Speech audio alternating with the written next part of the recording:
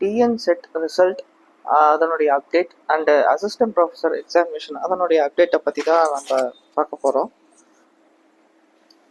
So இப்போது recent டைம்ஸில் இந்த பர்டிகுலர் கேஸை வந்து வச்சு எல்லாம் என்ன சொல்கிறாங்க அப்படின்னா, அசிஸ்டன்ட் ப்ரொஃபஸர் எக்ஸாமினேஷனே வந்து வைக்க மாட்டாங்க, நடக்காது, இந்த மாதிரி 4000 வேக்கன்சிஸ் வந்து இல்லை, கேன்சல் பண்ணிட்டாங்க அப்படின்லாம் வந்து சொல்லிட்டு இருக்காங்க. ஆக்சுவலி இந்த பர்டிகுலர் கேஸில் வந்து என்ன சொல்லியிருக்காங்கன்னா, இந்த கேஸை வந்து ஆக்சுவலி டிஸ்மிஸ் பண்ணிட்டாங்க. ஓகேவா? என்ன சொல்லி டிஸ்மிஸ் பண்ணியிருக்காங்கன்னா, ஆல்ரெடி இது ரிலேட்டடான கேசஸ் வந்து பெண்டிங்கில் வந்து இருக்குது. ஸோ அதனால் நாங்கள் வந்து இந்த பர்டிகுலர் கேஸை வந்து எடுத்துக்க முடியாதுன்னு சொல்லி டிஸ்மிஸ் வந்து பண்ணிட்டாங்க. ஸோ அப்போ அந்த பெண்டிங்கில் இருக்குன்னு ஒரு கேஸ் சொல்கிறாங்க இல்லையா, அது என்ன கேஸு அப்படின்றத வந்து நம்ம பார்த்துருவோம். ஸோ அதாவது P Senthilkumar versus state of Tamil Nadu, இந்த பர்டிகுலர் கேஸ் தாங்க அது. இந்த கேஸும் ஆக்சுவலி வந்து முடிஞ்சிருச்சு, பட் அகெயின் வந்து ரீஓப்பன் ஆகிருக்கு. ஓகே, நம்ம இந்த கேஸை பற்றி இன்னும் டீட்டெயில்டாக இன்டெப்த்தாக வந்து பார்க்கலாம். அதாவது 8/11/2022 வந்து பார்த்தீங்கன்னா 4000 அசிஸ்டன்ட் ப்ரொஃபஸர்ஸை வந்து ரெக்ரூட்மெண்ட் பண்ணுறதா அவுட் ஆஃப் 7198 வேகன்சிஸில் இருந்து ரெக்ரூட்மெண்ட் பண்ணுறதா வந்து ஒரு ஜிஓ வந்து வெளியிடுறாங்க. இந்த ஜிஓ வந்து பார்த்தீங்கன்னா 21/3/2020 ஹையர் எஜுகேஷன் டிபார்ட்மெண்ட் வெளியிட்ட ஜிஓவுக்கு எகெயின்ஸ்டாக வந்து இருக்குது. சரி, அப்போ 21/3/2020 என்ன ஜிஓ வெளியிட்டாங்க அப்படின்றத பார்க்கறதுக்கு முன்னாடி, பொதுவாக அதுக்கு முன்னாடி வரைக்குமே வந்து பார்த்தீங்கன்னா 21/3/2020 முன்னாடி வரைக்குமே நமக்கு வந்து ஒரு கான்ட்ராக்ட் பேசிஸில் இருக்கக்கூடிய ஒரு அசிஸ்டன்ட் ப்ரொஃபஸரை, ஐ மீன் கெஸ்ட் லெக்சரராக இருக்கக்கூடிய உங்களை நம்மளை ரெகுலரைஸ்டு அசிஸ்டன்ட் ப்ரொஃபஸராக, அதாவது பர்மனண்ட் அசிஸ்டன்ட் ப்ரொஃபஸராக ப்ரொமோட் பண்ணலாமான்னு கேட்டால் பண்ண முடியாது அப்படின்னு வந்து 1998 ஒரு ஜிஓ வந்து பாஸ் பண்ணியிருக்காங்க. அதுபடி வந்து பண்ண முடியாதுன்னு வந்து சொல்கிறாங்க 1998. பட் 1996 வரைக்குமே வந்து பார்த்தீங்கன்னா இந்த மாதிரி கான்ட்ராக்ட் பேசிஸில் இருக்கக்கூடிய ஒரு அசிஸ்டன்ட் ப்ரொஃபஸரை ரெகுலரைஸ் பண்ணலாம் அப்படின்ற மாதிரி தான் இருந்துச்சு எப்போ 1996 வரைக்கும். பட் 1998 அப்புறம் வந்து பார்த்தீங்கன்னா அப்படிலாம் வந்து பண்ண முடியாது அப்படின்னு வந்து சொல்லிடுறாங்க. But after a long request அப்புறம் 2020 எகெயின் இல்லை, ரெகுலரைஸ் பண்ணலாம், அந்த மாதிரி கெஸ்ட் லெக்சர்ஸை வந்து guest lectures in arts and science காலேஜில், அதுக்கப்புறம் எஜுகேஷன் காலேஜ் ஆஃப் எஜுகேஷனில் இருக்கவங்கள ரெகுலரைஸ் பண்ணலாம், கெஸ்ட் லெக்சர்ஸை அசிஸ்டன்ட் ப்ரொஃபஸராக ரெகுலரைஸ் பண்ணலாம் அப்படின்னு சொல்லி 21/3/2020 ஜிஓ பாஸ் பண்ணிட்டாங்க. ஓகேவா? ஸோ அதன் அடிப்படையில் வந்து பார்த்தீங்கன்னா ரெக்ரூட்மெண்ட் வந்து நடந்திருக்கு. அதில் நம்பர் ஆஃப் வேகன்சிஸ் வந்து எவ்வளோ, 1146 கெஸ்ட் லெக்சர்ஸ் வந்து பார்த்தீங்கன்னா டைரக்ட் போஸ்ட்டுக்கு, அதாவது டைரக்ட் அசிஸ்டன்ட் ப்ரொஃபஸராக ரெக்ரூட்மெண்ட் வந்து பண்ணலாம் அப்படின்னு சொல்லி முடிவு பண்ணியிருக்காங்க. அதுவும் எப்படி அப்படின்னு பார்த்தீங்கன்னா 30/9/2019 முன்னாடி 2019 முன்னாடி மினிமம் 5 வருஷம் எக்ஸ்பீரியன்ஸ் வந்து இருந்திருக்கணும். ஒவ்வொரு எக்ஸ்பீரியன்ஸ்க்கும் 2 மார்க்கு அப்படின்ற அடிப்படையில் நிறைய கெஸ்ட் லெக்சர்ஸ் இருப்பாங்க இல்லையா, அப்படின்ற அடிப்படையில் அந்த கம்யூனல் பேஸ் பண்ணி சப்ஜெக்ட் எக்ஸ்பர்டைஸ் அதை பேஸ் பண்ணி ஒரு பேனல் வச்சு, ஒரு இன்டர்வியூ பேனல் வச்சு, ஒரு 5 பேர் கொண்ட டைரக்டர்ஸ் அது பின்னாடி வரும், அவங்கள வச்சு வந்து பார்த்திங்கன்னா இவங்க வந்து ரெக்ரூட்மெண்ட் ப்ராசஸை வந்து ஸ்டார்ட் பண்ணிட்டாங்க. ஓகேவா? எப்போ 2020 அந்த ஜிஓ பாஸ் பண்ண வாட்டி இவங்க வந்து ரெக்ரூட்மெண்ட்டை வந்து ஸ்டார்ட் பண்ணிட்டாங்க. எந்த 2018-2019 அந்த வருஷத்தினுடைய வேகன்சிஸில் இருந்து 1146 கெஸ்ட் லெக்சர்ஸ் மட்டும் இவங்க வந்து டைரெக்டாக சிவி அண்ட் இன்டர்வியூ, ஓகேவா, சிவி அண்ட் இன்டர்வியூ அப்படின்ற 2 ப்ராசஸ் மூலயமா ரெக்ரூட்மெண்ட் பண்ணலாம் அப்படின்னு சொல்லி ஜிஓ பாஸ் பண்ணி ஸ்டார்ட் பண்ணிட்டாங்க. அதில் வந்து சிவி, அதாவது ஃபஸ்ட்டு ஸ்டேஜ் சிவி வந்து பார்த்தீங்கன்னா February 2021 கண்டக்ட் பண்ணி முடிச்சிட்டாங்க. ஓகேவா? அவங்கள வந்து மறுபடியும் இன்டர்வியூவுக்கு வந்து அட்டன் பண்ண வைக்கணும். பட் அதுக்குள்ள நமக்கு எலெக்ஷன் வந்துருச்சு. ஸோ அதனால எலெக்ஷன் முடிஞ்ச வாட்டி அந்த இன்டர்வியூ அவங்க அட்டன் பண்ணி அவங்க வந்து டைரக்டா வந்து அசிஸ்டன்ட் ப்ரொஃபஸரா ஆக வேண்டியது. சிவி யாரெல்லாம் வந்து சிவிக்கு எலிஜிபிலிட்டி ஆகி அப்பியர் ஆனாங்களோ அவங்களாம். பட் எகெயின் இப்போ 2018 to 19 டைரக்ட் ரெக்ரூட்மெண்ட் போஸ்டா வந்து 2331 போஸ்ட் வந்து கால்ஃபர் வந்து பண்ணியிருந்தாங்க. அப்போ அந்த கால்ஃபர் பண்ணியிருந்த அந்த போஸ்ட்டுக்கும் இந்த 1146க்கும் வந்து வேகன்சிஸ்க்கும் எந்த சம்மந்தமும் இல்லை. ஏன்னா இது வந்து 2018 2019 ரெண்டுத்தோட வேகன்சிஸ்ல இருந்தும் ஒரு பர்டிகுலர் பார்ட்டை வந்து பிரித்து ரெக்ரூட்மெண்ட் ப்ராசஸ் வந்து ஸ்டார்ட் பண்ணியிருக்காங்க. ஸோ அதனால அதுக்கும் இதுக்கும் சம்மந்தம் இல்லை அப்படின்னு சொல்லிட்டு ஒரு மதுரை ஹைகோர்ட் வந்து சொல்லிடுச்சு. ஓகேங்களா. அதுக்கப்புறம் இந்த அசிஸ்டன்ட் ப்ரொஃபஸருக்கு வந்து பார்த்தீங்கன்னா ரெக்ரூட்மெண்ட் ப்ராசஸ்லாம் ஸ்டார்ட் பண்ணி மறுபடியும் நமக்கு தான் தெரியும் இந்த மாதிரி எலெக்ஷன் வந்துச்சு. எலெக்ஷன் வந்த வாட்டி வந்து ஆட்சி மாறின வாட்டி மறுபடியும் 8/11/2022 இன்னொரு ஜீவோ பாஸ் பண்றாங்க. அந்த ஜீவோ படி இல்ல இந்த 2331 போஸ்ட் அசிஸ்டன்ட் ப்ரொஃபஸர் போஸ்ட்டை நாங்கள் வந்து கேன்சல் பண்ணுறோம். இதுக்கு முன்னாடி இருந்த அந்த போஸ்ட் 1148 அந்த கெஸ்ட் லெக்சரர் வந்து பெர்மனன்ட் போஸ்டிங்காக வந்து மாற்றது அனௌன்ஸ் பண்ணியிருந்தாங்க இல்லையா, அதையும் நாங்கள் வந்து கேன்சல் பண்ணுறோம். எல்லாத்தையுமே கேன்சல் பண்ணுறோம். மொத்தம் 4000 வேகன்சிஸ் இருக்குது. ரிட்டன் எக்ஸாமினேஷன் மூலயமா காம்படிட்டிவ் எக்ஸாமினேஷன் மூலயமா மட்டும்தான் நாங்கள் வந்து ரெக்ரூட்மெண்ட் பண்ணுறோம் அப்படின்னு சொல்லிட்டாங்க. இதில் 8/11/2022 நம்ம மேலே பார்த்தோம் இல்லையா, அந்த 8/11/2022 ஒரு ஜீவோ பாஸ் பண்ணியிருக்காங்க. அதுக்கு எகெயின்ஸ்டாக தான் இப்போ வந்து இந்த கேஸ் வந்து ஃபைல் பண்ணியிருக்காங்க. ஓகேவா. ஃபைல் பண்ணி இந்த மாதிரி 2020 ஒரு ஜீவோ பாஸ் பண்ணீங்கல்ல, அதுபடி தான் ரெக்ரூட்மெண்ட் வந்து எடுக்கணும் அப்படின்னு சொல்லி தான் இந்த கேஸ் வந்து இப்போ போட்டிருந்துருக்காங்க. ஓகேங்களா. ஸோ இதில் வந்து பார்த்தீங்கன்னா அந்த வாதம் பிரதிவாதம்னு வந்து சொல்லுவாங்க. அதில் வந்து நிறைய போய்கிட்டே இருக்குது. அதில் வந்து ஒருத்தர் வந்து ஒரு சைடு வந்து என்ன சொல்கிறாங்க அப்படின்னா, இந்த மாதிரி டைரக்ட் ரெக்ரூட்மெண்ட் மூலயமா கெஸ்ட் லெக்சரர் மூலயமா நீங்கள் வந்து எடுக்கும்போது இந்த கெஸ்ட் லெக்சரர்லாம் அந்தந்த காலேஜ் பிரின்சிபல் பார்த்து தான் வந்து வச்சுருக்காங்க. அவங்களுக்கு எப்படி வந்து தெரியும் ஒரு ப்ராப்பரான ஒரு ஸ்டாஃப் தான் வந்து போட்டிருப்பாங்க. ப்ராப்பரான ஒரு ப்ரொஃபஸரை தான் எப்படி குவாலிஃபைடு ப்ரொஃபஸரை வந்து அப்பாயின்மெண்ட் பண்ணியிருப்பாங்க. நிறைய பேர் வந்து இன்னும் நெட்டு குவாலிஃபை ஆகலை, செட்டு குவாலிஃபை ஆகலை அப்படின்ற மாதிரிலாம் வந்து வாதாடுறாங்க. இது வந்து ஸ்டூடெண்ட்ஸோட வாழ்க்கை பிரச்சனை. அதனால தரம் வந்து முக்கியம், தரம் வந்து குறைஞ்சிரும் அப்படின்னு சொல்லி ஒரு பக்கம் கவர்மெண்ட் சைட்லேருந்து வாதாடுறாங்க. இன்னொரு பக்கம் என்ன சொல்கிறாங்கன்னா, இங்கே 5 இயர்ஸ்க்கு மேலே இருக்கிறவங்க 5 இயர்ஸ்லேருந்து 15 இயர்ஸ் வரைக்கும் இங்கே எக்ஸ்பீரியன்ஸ் ஆனவங்க வந்து இருக்கிறாங்க. இதில் வந்து நாங்கள் சீனியாரிட்டி படியும் அதே சமயம் நெட்டு முடித்தவங்க, செட்டு முடித்தவங்க, பிஹெச்டி முடித்தவங்க, இந்த மாதிரி எல்லா குவாலிஃபிகேஷனும் முடித்தவங்களும் கெஸ்ட் லெக்சராக வந்து இருக்கிறாங்க. ஸோ அதன் அடிப்படையில் தான் நாங்கள் வந்து அந்த 1148 போஸ்ட்டுக்கு வந்து நாங்கள் வந்து போடுறோம். அவங்க எப்படி வந்து குவாலிஃபைடு கேண்டிடேட்டாக இல்லாமல் இருக்க முடியும்? அதனால அது இல்லாமல் சிவி வரைக்கும் போயாச்சு அப்படின்றதுலாம் வந்து ஆப்போசிட் சைடு வந்து சொல்கிறாங்க. கெஸ்ட் லெக்சரர்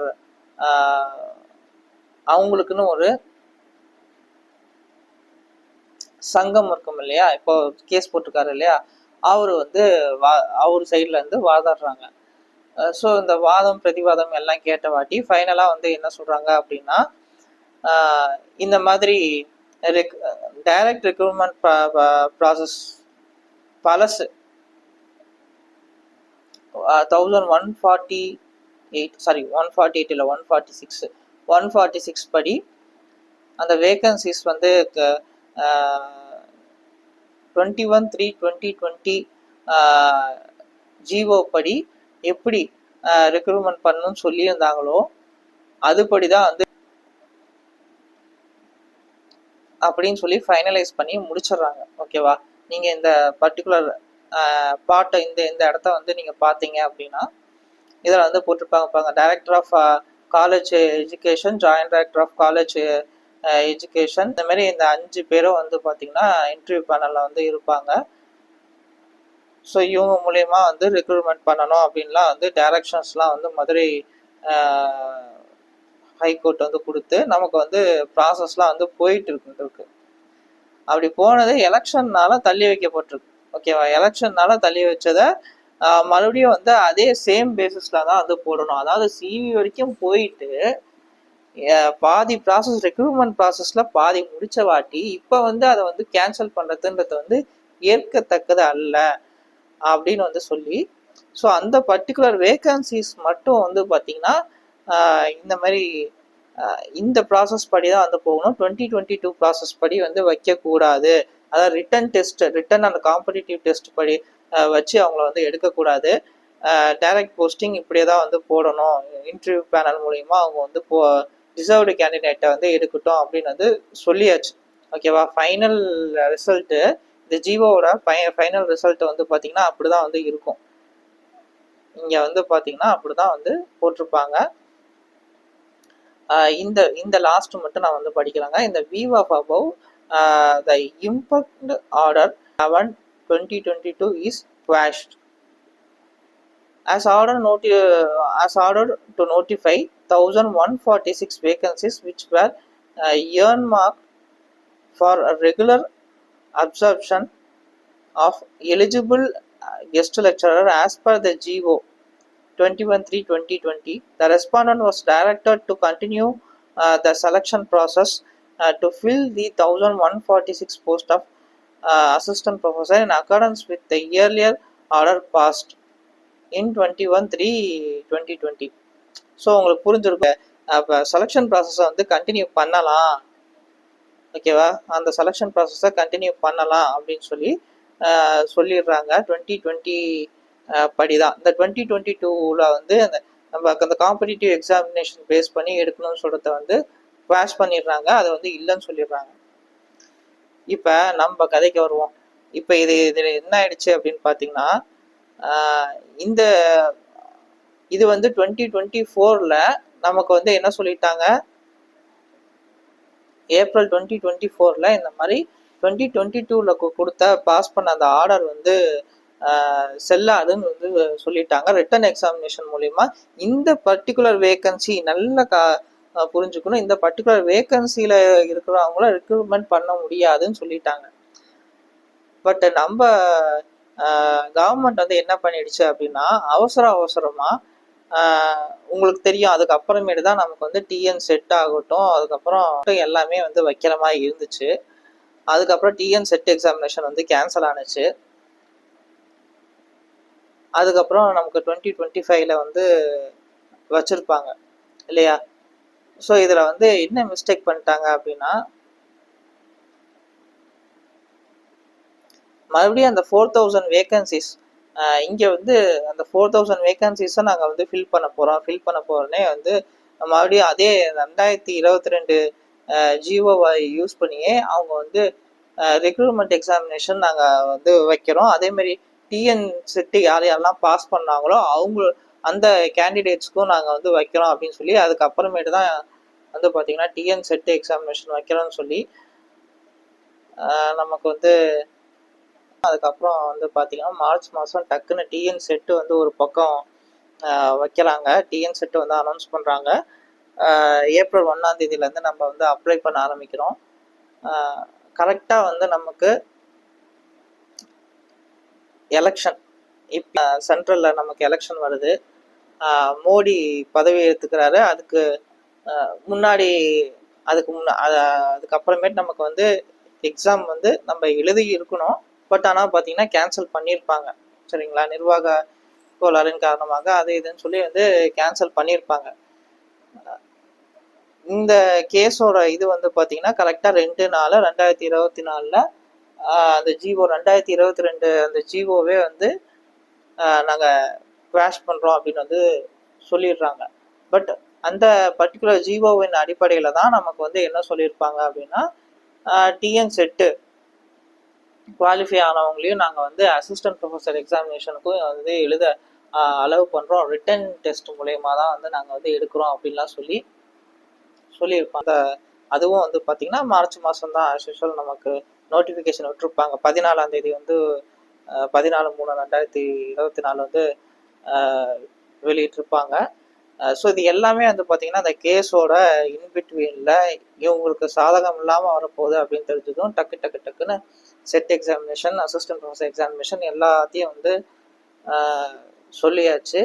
அதுக்கப்புறம் கேஎஸோட ரிசல்ட்டை வந்து பார்த்திங்கன்னா 2 நாள் அப்போ வந்து பார்த்திங்கன்னா அந்த பர்டிகுலர் ஜிஓவே வந்து அவங்க வந்து குவாஷ் பண்ணிட்டாங்க. அந்த 4000 வேகன்சிஸ் வந்து செல்லாது அப்படின்ற மாதிரி வந்து சொல்லிட்டாங்க.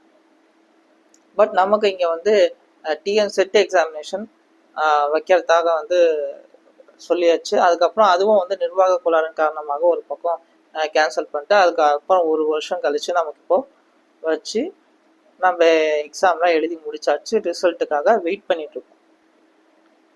இப்போ இந்த 17 ஏப்ரல் 2025க்கு இப்போ வாங்கலாம். இப்போ இதை பாருங்களேன். இப்போ இதில் வந்து என்ன சொல்லியிருக்காங்க அப்படின்னா, அந்த பழைய கேஸ் இருக்கு இல்லையா, அந்த 2022 ஆர்டரை வந்து 8/11/2022 அதை வந்து கிராஷ் பண்ணது.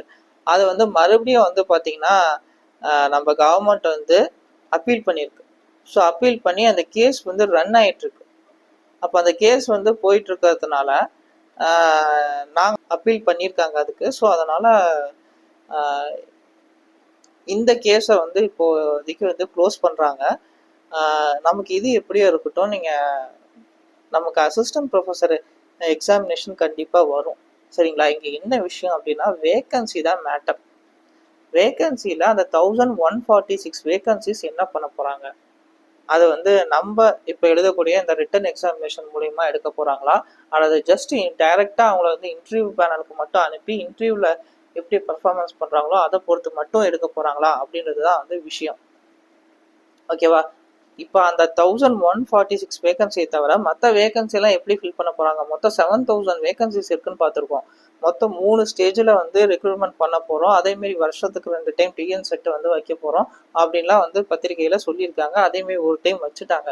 அப்போ இன்னும் ஒரு 2 டைம் டிஎன் செட்டு கண்டிப்பாக வரதான் போகுது. மிச்சம் இருக்க வேகன்சிஸை அப்படி தான் ஃபில் பண்ண போகிறாங்க. எடுத்தவொடனே ஃபில் பண்ணக்கூடிய வேகன்சிஸ் அதிகமாகவும் பின்னாடி வரக்கூடியது கம்மியாகவும் இருக்க போகுது. இதுதான் நார்மலாக நடக்கும். சரிங்களா? இப்படிதான் நடக்கணும். பட் இன்னும் டிஎன் செட்டு ரிசல்ட்டே நமக்கு இன்னும் வரலை. ஓகேவா? அதுக்கு ஒரு விஷயம் சொல்லிட்டு இருக்காங்க. இன்னும் டிஎன் செட்டு ரிசல்ட்டில் பிஎஸ்டிஎம் வந்து கேட்டிருக்காங்க. பிஎஸ்டிஎம் ரிசர்வேஷனும் வேணும்னு கேட்டிருக்காங்க. ஆனால் ஆக்சுவலி இந்த கேஸை படித்து பார்த்தீங்கன்னா என்ன விஷயம் அப்படின்னு பார்த்தீங்கன்னா, பிஎஸ்டிஎம்ன்றது வந்து ஒரு ஸ்பெஷல் ரிசர்வேஷனுக்கு கீழே வந்து வரக்கூடியது. பட்டு நம்ம நார்மல் ரிசர்வேஷன் படி தான் வந்து டிஎன் செட்டு ரிசல்ட் வந்து வெளியிடணும்.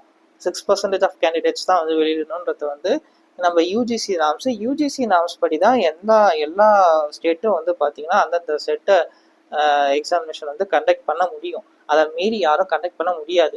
பட் ஆனால் அந்த பர்டிகுலர் நோட்டிஃபிகேஷனில் வந்து அந்த நார்மல் ரிசர்வேஷன்றது வந்து பேசிக்காகவே கம்யூனல் ரிசர்வேஷன் மட்டும்தான் வந்து கொடுக்க முடியும். பட் இந்த ஸ்பெஷல் ரிசர்வேஷன் கிடையாது அப்படின்ற மாதிரி எங்கேயுமே மென்ஷன் பண்ணாதனால அதை பற்றின தெளிவான ஒரு இன்ஃபர்மேஷனை யூஜிசி வந்து வழங்கணும். டிஆர்பி போர்டும் வழங்கணும், யூஜிசி போர்டும் வழங்கணும்னு சொல்லி ரீடைரக்ட் வந்து பண்ணியிருக்காங்க. அப்படி ரீடைரக்ட் பண்ணும்போது நமக்கு வந்து ரீடைரக்ட் பக்கம் பண்ணிட்டு இன்னொரு பக்கம் இப்போதான் வந்து பார்த்தீங்கன்னா யூஜிசி நாம்ஸ் படி நமக்கு வந்து டிஎன் செட்டு இப்போதான் வந்து TRP board very first time வைக்கிறாங்க. அப்படி வைக்கும்போது ரிசல்ட்டுன்ற ஒன்று வெளியிட்டாதானா அதில் வந்து உங்களுக்கு பிஎஸ்டிஎம் வந்து இன்க்ளூட் பண்ணியிருக்காங்களா இல்லையான்றது வந்து தெரியும். இன்க்ளூட் பண்ணலனா தானே இந்த கேஸ் வந்து நடத்தணும். இன்க்ளூட் பண்ணியிருந்தா இப்படி ஒரு கேஸே தேவையில்லைல்ல. அப்போது இன்க்ளூட் பண்ணுறாங்களா இல்லையா, 20% ரிசர்வேஷன் உண்டா இல்லையான்றது வந்து எப்போ தெரியும்? நமக்கு ரிசல்ட் வெளியிட்டாதான் வந்து தெரியும். ஸோ அதனால் ரிசல்ட் வெளியிட்ட வாட்டி மேற்கொண்டு இந்த பர்டிகுலர் கேஸை வந்து நடத்தலாம் அப்படின்னு சொல்லிட்டு அது வரைக்கும் நாங்கள் வந்து அட்ஜர்ன் பண்ணுறோம், தள்ளி வைக்கணும்னு சொல்லிட்டு தான் தள்ளி வச்சுக்கிட்டே இருக்காங்க. அப்படிதான் தள்ளி வச்சுக்கிட்டே இருப்பாங்க. ஸோ இதுவும் டிஎன் செட் ரிசல்ட்டுக்காக தான் வெயிட்டிங். ஸோ இப்போ இந்த கேஸ் எல்லாம் நீங்கள் வந்து ஒரு பக்கம் கலெக்டிவாக வந்து பார்த்தீங்கன்னா நீங்கள் ஒரு விஷயத்த புரிஞ்சுக்கோங்க. டிஎன் செட் ரிசல்ட்டுக்கும் இந்த கேஸுக்கும் எந்த சம்மந்தமும் இல்லை. அதேமாதிரி டிஎன் செட் ரிசல்ட்டுக்கும் அதுக்கப்புறக்கும் நம்மளுடைய அசிஸ்டன்ட் ப்ரொஃபஸர் ரெக்ரூட்மெண்ட் எக்ஸாமினேஷனுக்கும் எந்த சம்மந்தமும் இல்லை. அசிஸ்டன்ட் ப்ரொஃபஸர் எக்ஸாமினேஷன் அந்த ரிட்டன் எக்ஸாமினேஷன் மூலயமா வைக்கிறது தாராளமாக வந்து அவங்க வந்து வைப்பாங்க. மேபி அந்த 22 படி அந்த வேகன்சிஸ் வந்து 4000 வேகன்சிஸ் அப்படின்னு சொல்றது வந்து கிடையாது. அப்போ அந்த 4000 வேகன்சிஸ் வந்து ஃபில் பண்ணுன்றது வந்து கிடையாது. ஏன்னா அந்த 1146 வேகன்சிஸ் வந்து அசிஸ்டன்ட் ப்ரொஃபஸருக்கும் படிக்கிறவங்க தயவு செஞ்சு படிங்க. இதனால ஸ்டாப் பண்ணிடாதீங்க. ஏன்னா அந்த பர்டிகுலர் வேகன்சி மட்டும்தான் அப்படி ஃபில் பண்ண முடியும். மற்றது எல்லாமே ரிட்டன் டெஸ்ட் மூலியமா தான் அவங்க ஃபில் பண்ணுவாங்க. எப்போ வேணாலும் எக்ஸாம் வைப்பாங்க. டக்குன்னு நெக்ஸ்ட் மந்த்துக்குள்ளேயே ரிசல்ட்டை வெளியிட்டுட்டு ஒரு நாளில் வெளியிட்டுட்டு டக்குன்னு ரிட்டன் டெஸ்ட்டும் வச்சுருவாங்க. போஸ்டிங் போட போகும்போது இன்டர்வியூ பேனல்லாம் நீங்கள் செலக்ட் ஆகிட்டு அதுக்கப்புறம் அங்கே போயிட்டு நீங்கள் உட்காரும்போது தான் எவ்வளோ அந்த நம்பர் ஆஃப் வேகன்சிஸ் வந்து பிரிக்கும் போது தான் இப்போ இவங்க சொல்கிற இந்த பிரச்சனை வந்து முத்தலாகி நிற்கும். அப்படியே மேக்ஸிமம் நெகட்டிவாக வந்துச்சுன்னா கூட அந்த பர்டிகுலர் வேகன்சி மட்டும்தான் குறையுமே தவிர மற்ற வேகன்சி ரிட்டன் எக்ஸாமினேஷன் மூலயமா வைக்கலாம். சரிங்களா? ஏன்னா ரிட்டன் எக்ஸாமினேஷன் மூலயமா தான் வச்சாதான் அது வந்து குவாலிஃபைடு பர்சன்ஸ் வந்து இருப்பாங்க அப்படின்றது வந்து நமக்கு தெரியும். ஸோ அதுக்கு ஃபேவராக தான் எப்படி இருந்தாலும் ஜட்ஜ்மெண்ட் வந்து வரும். அதனால் உங்களுடைய ப்ரிப்பரேஷனை ஸ்டாப் பண்ணாதீங்க. அசிஸ்டன்ட் ப்ரொஃபஸருக்கு படிக்கிறவங்க அசிஸ்டன்ட் ப்ரொஃபஸருக்கு உட்காந்து படிங்க. அதே மாதிரி பிஜிடிஆர்பிக்கு வந்து இதுக்கும் பிஜிடிஆர்பிக்கு சம்மந்தம் இல்லை. கண்டிப்பாக அந்த எக்ஸாமும் வரும். ஸோ அதுக்காகவும் உட்காந்து படிங்க. தேங்க்யூ.